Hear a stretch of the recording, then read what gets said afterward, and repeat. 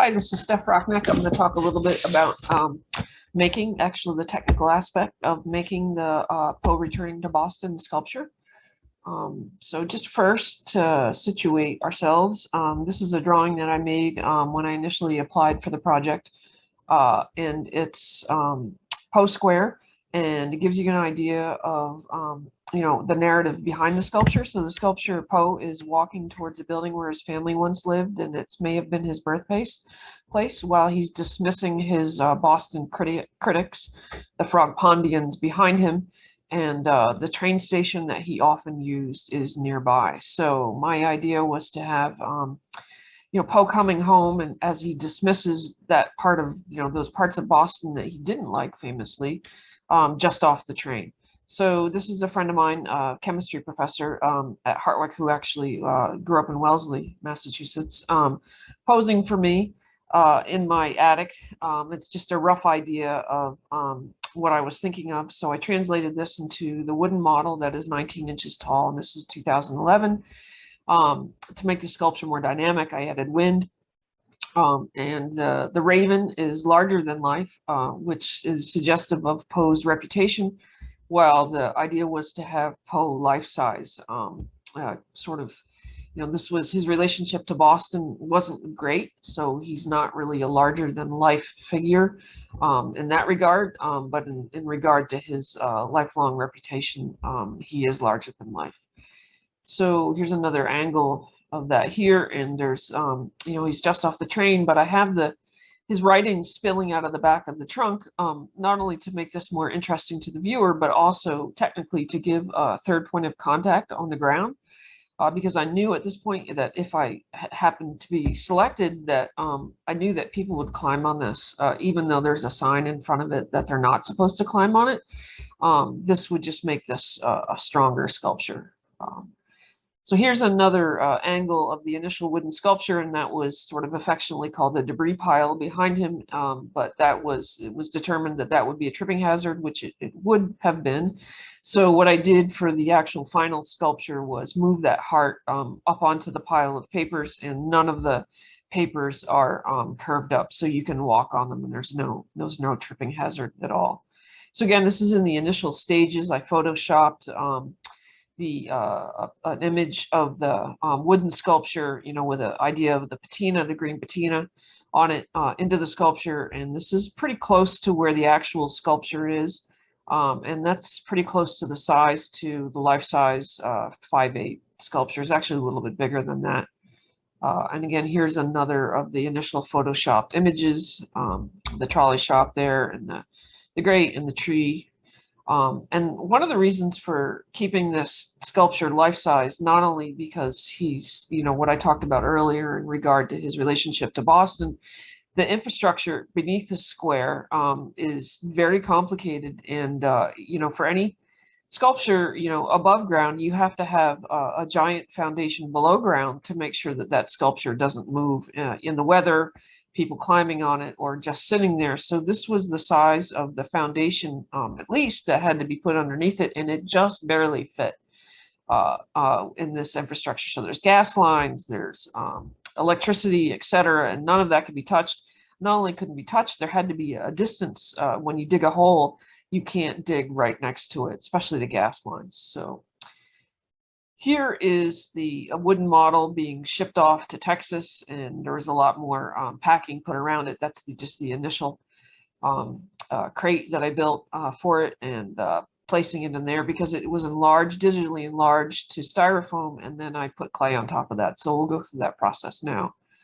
So here is the styrofoam enlargement that arrived back at Skylight Studios in Woburn, Massachusetts, and they built scaffolding for me and also cut it into the pieces that it needed to be cut into, because they were doing the molds for me.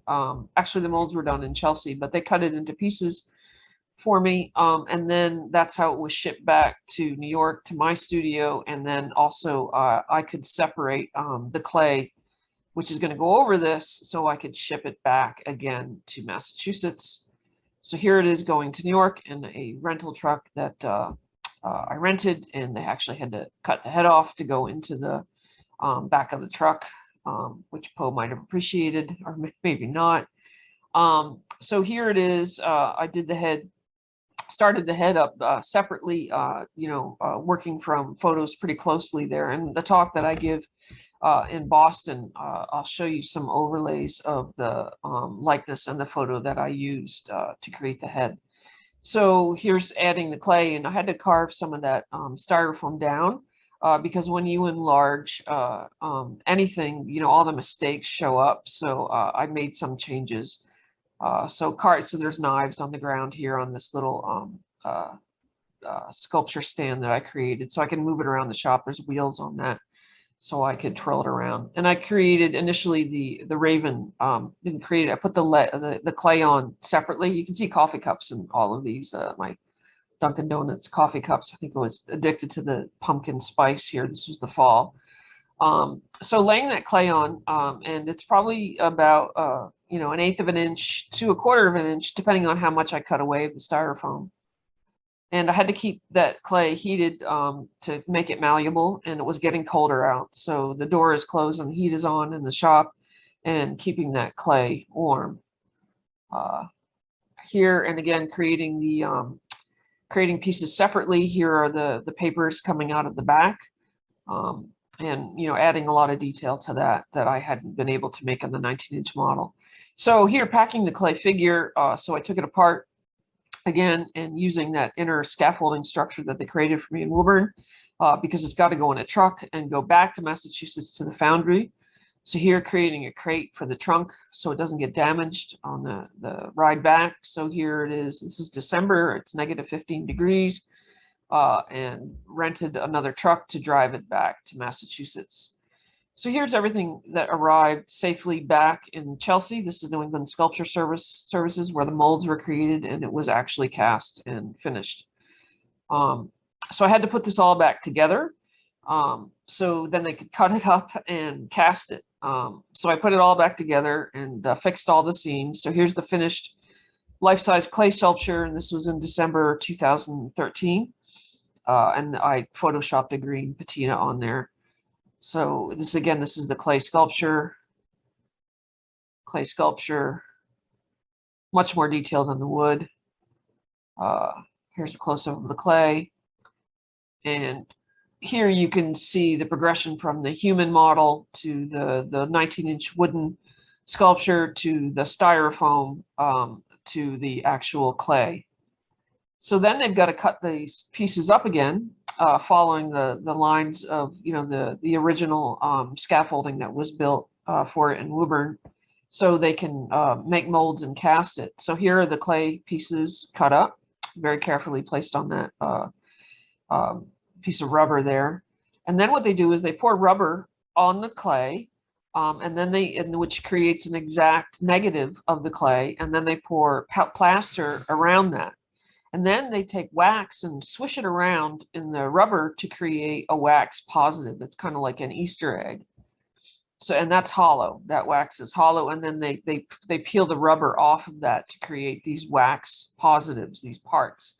So then I had to spend about a week going over all the wax positives to make sure that no mistakes had occurred from the translation from clay to wax. And then what they're going to do is cast these pieces individually. So to do that, they're going to pour what's called a slurry. There's sand and plaster. I'm not sure of the exact formula here around these wax pieces. So that's the raven with this slurry poured around it, and that wax is inside it. So it's encased in that. And then what they do is they put that in an oven and it melts the wax out. So then there's a hollow bit inside this casing that they can pour the bronze into. So, and that they pour it through that cup on the top. So here are all the pieces. You can see that off to the right with the cups on the top. They cut away the top of it so the cup is open. And then what they're doing is they're heating up the bronze here, and they're getting ready. Dan, he's getting ready to direct them over to this area where they can pour that into these cups. And that's what they're doing. They're pouring it here. And once it is cooled and hardened, they take and knock away with a sledgehammer the plaster, that slurry that was originally encased the wax, and then they have the bronze pieces. So then they need to be welded up. I didn't do any of that, but I supervised it. So here is Dan welding up those pieces, and then they have to, grind away the weld marks to make it as much like the original clay as possible. There's a stainless steel structure inside of the piece. Paul Lewis and I were insistent that they give it the strongest structure possible, because again, we knew that people would be climbing and leaping on this, even though they're not supposed to. And indeed they are. If you go and see the sculpture, even though there's a sign that says don't climb on it, they are climbing on it. And this goes looking down the legs. So this goes all the way up the spine of the raven and down the legs and into the body of the piece. So here you can see it going up the raven. So this is very strong. And then clamping all these things together was quite complicated, and welding it, more of the stainless steel structure inside, because again, this is hollow, be way too expensive and way too heavy to have a solid bronze piece. Here is applying the patina. And this is us a little bit before applying the patina. We all signed the inside of everybody who worked on the piece. And there were a lot of people that worked on the piece in terms of making the molds, supervising the whole process, welding, and doing the bronze. So we inscribed it inside. So again, talking about the foundation, here's that giant foundation. They had to dig a hole first and remove all the brick, and then put this giant rebar structure in the hole, and then they filled that with concrete. There are plates attached to the top that are attached to the rebar that then are attached to the sculpture. So it's very solid. So here is Poe riding through the streets of Boston at 5:30 a.m. Just to avoid traffic and public. Here they are placing it over. You can see at the bottom here the rebar, the rebar coming out of the sculpture is being attached to the plates. And that's me beside it. I'm 5'8", so I am illustrating the exact height of the sculpture in the walking pose. And here it was encased in a wood box, so the public couldn't see it until we unveiled it. And here is Chalmette laying the brick back down. And this is actually at an angle. The sculpture's walking downhill, but putting it under the feet so it looks like he's walking on the brick. So that brick goes on top of the concrete block that you saw there, and feathering it in with the other brick in the square.